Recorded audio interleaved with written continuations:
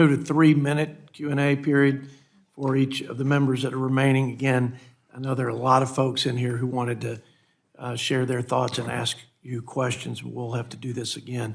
Mr. Grothman from Wisconsin. I guess we are a divided country. I heard some of the comments from the other side of the aisle. I don't know if they show up, some of the people I hang around with, they say signs of America's greatness or its universities and its COVID response. I'll tell you, there's a whole nother world out there that does not feel that our universities are right now what they should be. And I think the COVID response is good. And as far as helping the middle class, I think the difficulty in buying a house or buying a car today are about the toughest I can remember in my lifetime. It really threatens the middle class.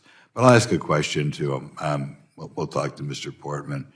When I look at the problems we have, first of all, I agree with Mr. Yarmouth. On Social Security, we should begin to look at the general fund. I kind of look at the budget as a whole. As far as the people saying, I think Social Security is the one thing we can't cut because we've made certain promises to the American people. I know there's some politicians who like to brag, look at me, I'm so tough, I'm going to cut Social Security. I think it's the one thing we can't cut. What I'm going to ask you, whether in your experience here, people have all talked about getting back to our Constitution.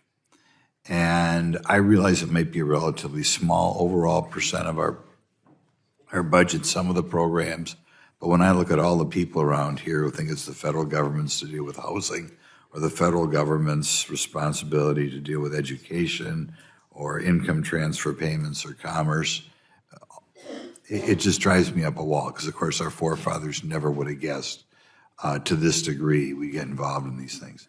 In any of the things that you've been involved with, have you looked what the deficit would be if we just transferred all this stuff back to the states and said, look at constituents, these may be good programs, they may aren't, they may not be, but we are broke, and you should talk to your state legislature about them and see where we'd wind up if we took all these programs and just said, here, states, you decide whether you want to raise the revenue for them.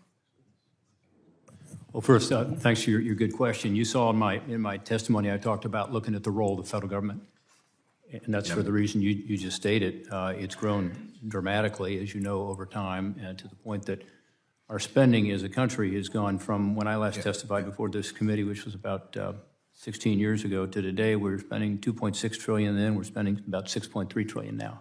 Right. Do you think the American public is persuadable that there's certain things that are state and local, the federal government's got to get rid of, and we balance the budget that way?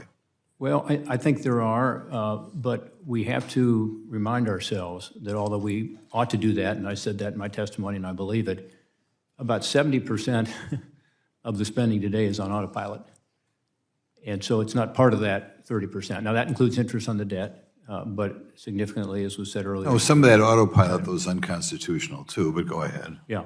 So, I mean, but we just have to realize that we're not going to solve the problem there, but it's a big part of what I think any commission ought to do is do a top-to-bottom review of everything and look at what the federal role is. And in some cases, the states should take a bigger responsibility. And I think, you look historically, that's been the case. I will also say, in terms of your comment on interest rates, you're absolutely right.